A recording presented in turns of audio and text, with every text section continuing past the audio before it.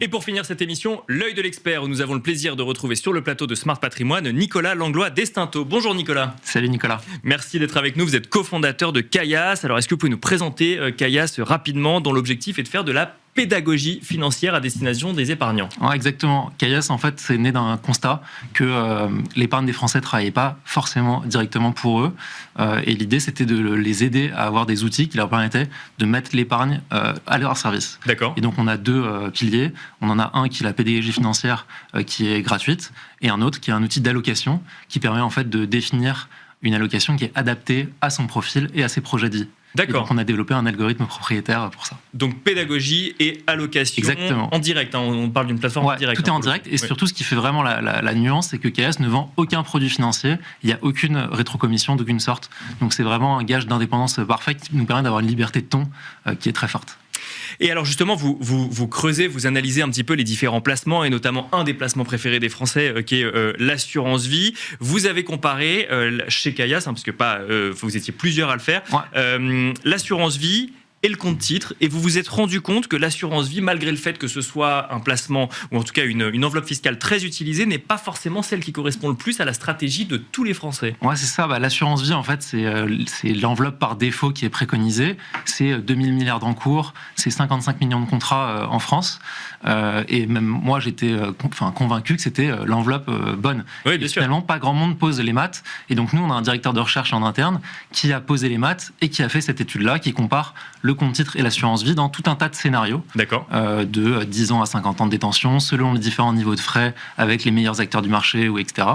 Et pour donner un exemple, pour une assurance vie sur un horizon de 50 ans, avec un rendement de moyen de 6%, avec des frais de 1,65% qui est assez compétitif, on se retrouve avec des frais payés sur l'horizon de 280 000 euros sur la totalité de la période. C'est ça. D'accord. Et au total, si on compare avec un compte titre pour un héritier, on a un différentiel de 720 000 euros.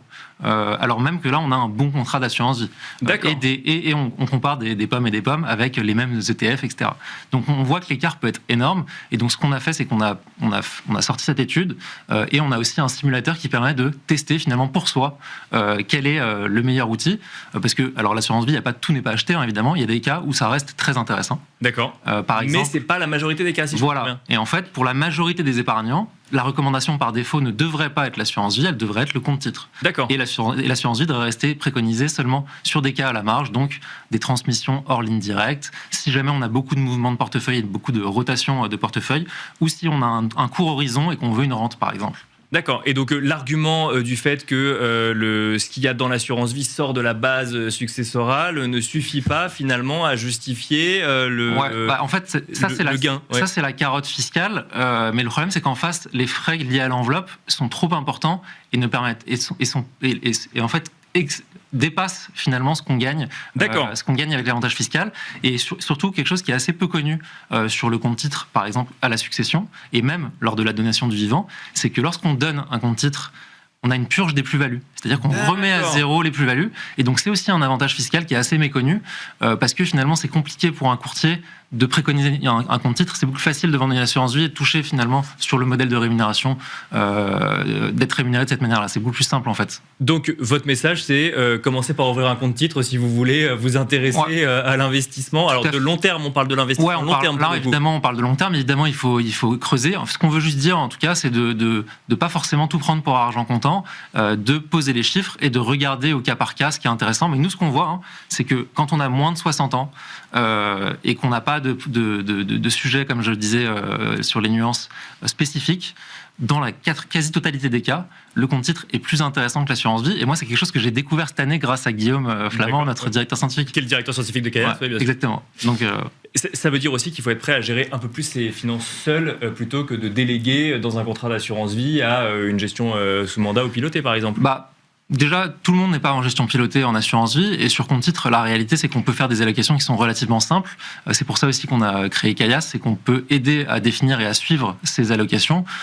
Et globalement, on a dans les gestions pilotées aujourd'hui, ce sont des allocations qui sont relativement simples. C'est facile finalement à reproduire aussi de son côté sur un compte titre. Et aujourd'hui, en réalité, on peut faire des allocations très simples avec 2 ETF.